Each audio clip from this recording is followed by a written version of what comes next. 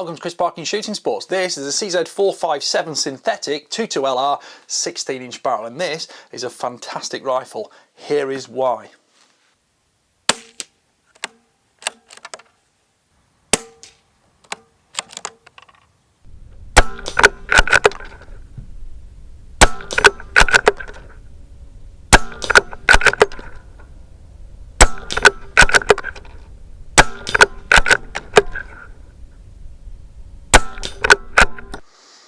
So you've seen me out shooting it. What can I tell you? It is one of the most thoroughly fun rifles you can shoot, full stop. We'll talk about technical details in a minute, but let's get to the nitty-gritty of it, because it is cheap to shoot, it is fun to shoot, it's a physically cheap rifle. You can do all the hashtag long range you like with this rifle, because depending on what optic you add to it, you can extend your distances, you can learn about ballistics, you can learn about wind drift, you can learn about all these things with the 22LR. So before you put a post on Facebook, having never shot before, and said, oh, how can I get into long range? Do I need a 7mm PRC or a 300 Norman or something like that? No, you don't. If you don't know, you just get what you've got and shoot it to the capabilities of the equipment already, because you'll learn so much that way. And that's part of the reason why this rifle, to me, is the epitome of shooting joy. Let's look at some of the details. Right. It's a 16-inch 406mm barrel. It's a light profile 22LR. It's cold hammer forged by CZ in Czech Republic. They make superb barrels, and it's got a 1 in 16-inch twist rate, which is pretty much common for 22LR rifles. It's threaded 1/2 inch 20 at the muzzle, so you can put a brake on it if you really want to, or a sound moderator if that's allowed in your country. Makes it super quiet, especially when you're using subsonic or low velocity ammunition. That is all fantastic. Now, the stock is obviously the polymer synthetic unit. It's injection moulded. It's quite simple, but it's simple yet effective. This barrel channel on it, you can see here, is massive. So depending if you decide to change and go to a different heavier barrel or anything like that in the future, you've A, got space for that heavy barrel, but B, you've not got any kind of intermittent contact going on here, because I mean, I'm heaving that around, and yes, it will touch, but you know, I'm deliberately doing that. There is so much space to maintain that free flow. It's a soft touch finish, but I've reviewed a few of these over the last few years. I'll put some links in the description and also on the video, and you'll see how I've never had a problem with any of these stocks, and some manufacturers do soft touch finish, and it's been, in the long run, not a great thing to do, but CZ don't seem to have had that issue. And of course, as well as that soft touch texture to it, you've got these moulded in panels here, which give you a little bit more tactile grip as well. Further detail about the stock, 14-inch length of pull. This feels like a proper size rifle. It's not like a tiny little thing that you're kind of hunched over and crowding in. 14 inches is about, you know, 359mm, something like that. That gives you genuine handling ergonomics, and it's got a rubber recoil pad on it, though it's although hard, because it's not really got any recoil to transfer, it grips into your shoulder, so you get a good position on it, a nice alignment.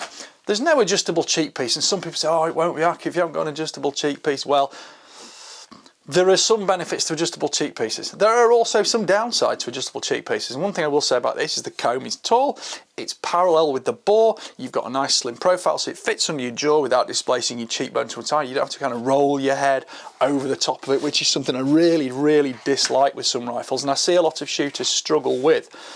The grip is a nice vertical grip. You've got a little bit of a palm swell ambidextrous either side, so you can shoot it either way if you like, and the reach to the trigger blade is good. Now, speaking of that trigger, and please, this is where everybody's going, oh, don't try fire a rimfire, don't try fire a rimfire. Well, I've done them tens of thousands of times, and have friends who've done it many tens of thousands of times. We don't generally have problems. Yes, you can break things if you do silly things with them, but a lot of the time it isn't an issue.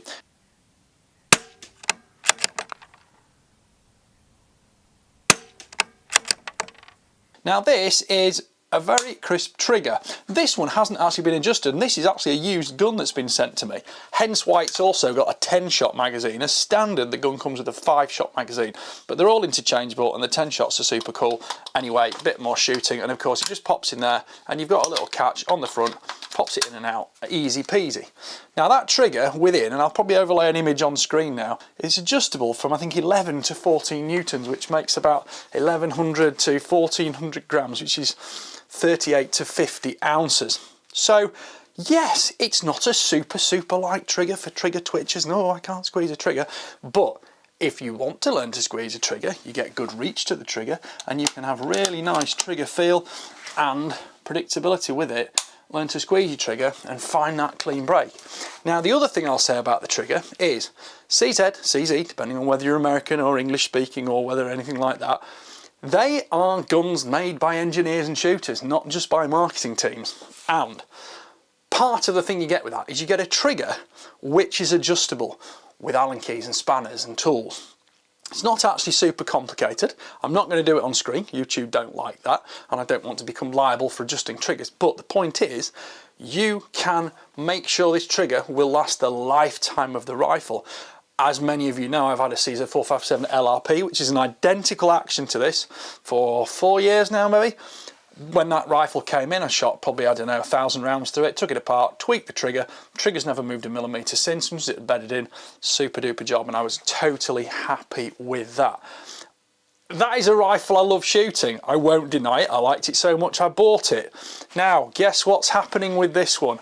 I wouldn't like to mention, but this is one of the most enjoyable rifles I've ever shot. Purely down to that beautiful simplicity, lightweight handling. It's now like 2.3 kilos, which is about 5 pounds in weight.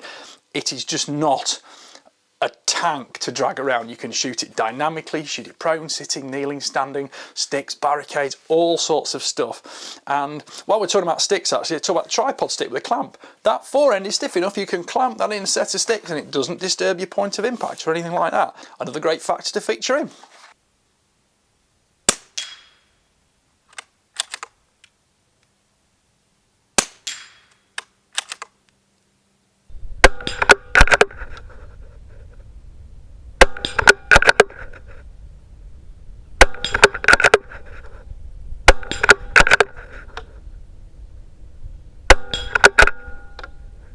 Now it's got a standard dovetail for scope mounting. You can add Picatinny rails and things like that if you want, but do bear in mind that they add a little bit of height to it. And depending on exactly what scope you want to add, you might have to look at some slightly interesting mounting solutions, etc. This is quite a big scope, and I have put the trigger cam on because I wanted to do a bit of videoing with it. In fairness, the trigger cam is very, very critical to set up, and sometimes I find it, especially as your eyes age and your eyes aren't quite as good as they used to be, you've got to get the scope set up for your eye, which isn't always as good as setting up for the trigger cam and the manual focus on there, and zooming and things like that can give you a slight image issue, but you get some decent footage. Now, I would say in honesty that I don't think I aimed quite as well as I could have done when the trigger cam was on, so I took the trigger cam off and did some more group shooting with that. Shot all my groups at 50 metres. I used a selection of ammunition. We've got SK Standard Plus, which has always been a huge favourite of mine. 22 LR from Hornady, that is great ammunition as well. And we've actually, in this gun, possibly held it over this SK, which is unusual, but quite good. Both of those are blown about 1,000, 50, 1,008, 60 feet per second. So you stay subsonic. You've not got supersonic crack. You've got a moderator, that's important too. RWS subsonic, you'll notice on target, did drop significantly more from that standard 50 metre zero. That's because these only run about 950 feet per second, but they are super quiet for hunting.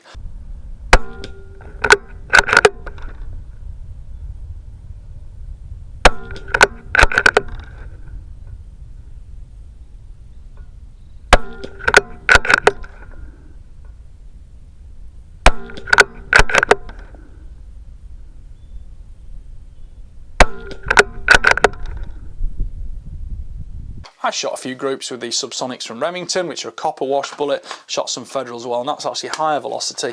And they were just, you know, plinking ammo I had lying around. Because the point is, I just enjoyed shooting this gun. It was just fun to shoot. And you know, the overall length on here is like 865mm, it's 34 inches. So, you know, you take that can off, if you've not got a can in your country, something like that, makes it so handy, so portable. You can hunt small game with it, you can do some target shooting with it, plinking with it, and of course plinking is the thing for 2.2 rimfire. And it's just going to do all those things. But if you want to start stretching the distances out, look at the optic you're using. You can change an optic, you can put elevated rings on, elevated rails, things like that if you want to push it out. And I've shot, you know, similar previous generation 2.2 rimfire from CZ like this, offering the same ballistics from a 16-inch barrel to 300 metres without a problem. The only issue you've got really is seeing your bullet strike if it's landing off target. sometimes a sandy background does help for that, and you can, you know, get on target a lot more easily, because if you are missing, it tends to blow quite a way off. And it's not unusual to be in virtually undetectable wind doing at least, you know, 20-30 centimetre aim off with a cartridge like 22LR, 300-400 metres, nothing unusual at all. And it's a great learning tool, and that's why 22LR is where it is at. I just think it is the greatest cartridge there is ever made.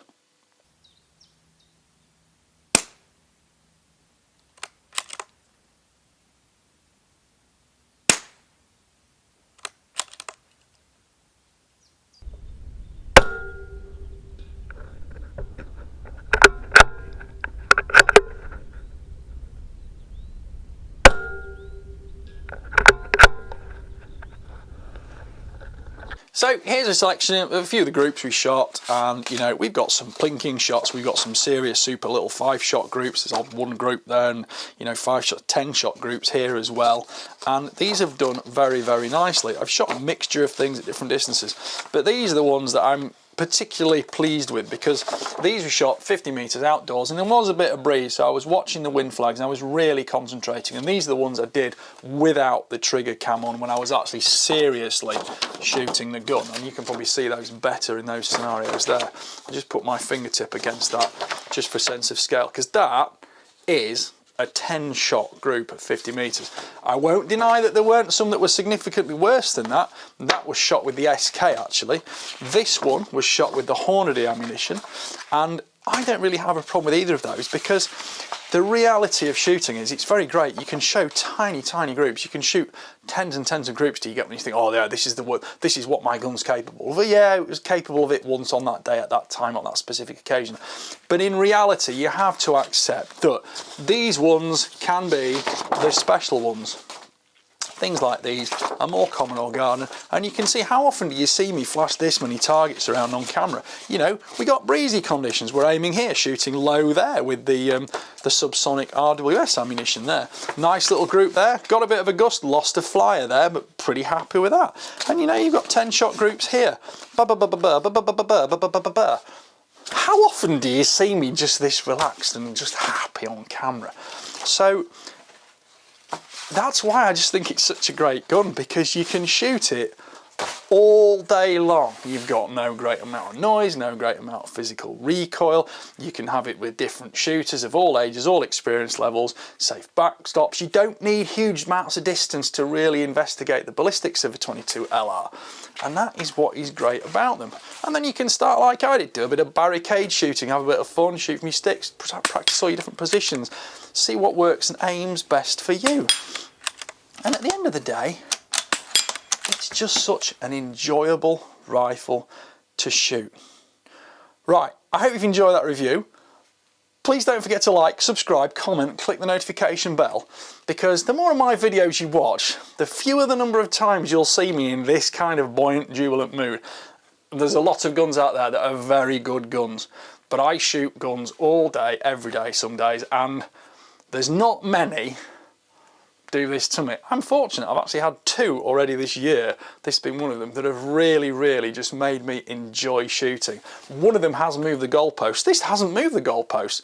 This just represents a rifle that is superb value for money, superb in terms of functionality. Actually, there's one little thing I'll tell you about it that I've probably done loads of times, but I'll tell you in a minute. The thing with this gun is, it does everything it promises it will do in reality, and I think that is so important. Right, the one little feature I'm going to tell you about is this firing pin. You're talking about dry firing earlier. If you decock this firing pin, let me just bring that camera down in there.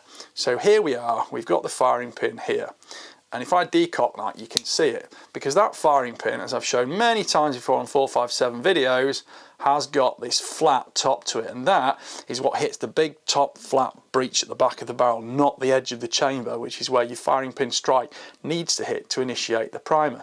You've also got twin extractor claws on here, and the ejector is manual, so as you draw the bolt back, the ejector comes through that slot there and flings the case out. So depending on how hard you pull that bolt back, depends how hard it flicks the case out. And the simple thing is, that little round ball bolt knob there, you can put little, you know, the rubber bolt knob covers and things like that on it. The 457 LRP has that on as standard, but it's still only like a rubber golf ball that clicks over the top just to, you know, make it a little bit easier to flick open with your fingers. And you get that great fast bolt manipulation. That is superb. And as you can see here, I've got a scope with a, you know, there's a throw lever on here, which does sort of interfere with my bolt slightly because my thumb's in the way of it. I don't have to have that throw lever on if I don't want to. And of course, this is a big bulky thing on the back of the trigger cam because I wouldn't use that for my own joy and fun of shooting. I have no need to show it, but I thought I'd show it a little bit on these just for a bit of fun. Right, there we go. So, I've done the like, subscribe, comment, click the notification bell, dong, and keep track of my regular uploads. And hopefully, you know, it's spring, the sun's shining, the weather's getting better, the grass is getting longer quickly, but there's going to be lots of time this summer for shooting, plinking, doing all those outdoor target sports that we all love in the summer. Because maybe hunting's more of a winter thing. You know, some great hunting in the spring, some great hunting in the autumn, especially the winter, but sometimes the summer is the best time for doing the target shooting and the plinking, all that experimentation with guns and just enjoying using them. Right, I hope you've enjoyed that video as much as I have enjoyed shooting this specific rifle. Thank you for watching. Bye for now.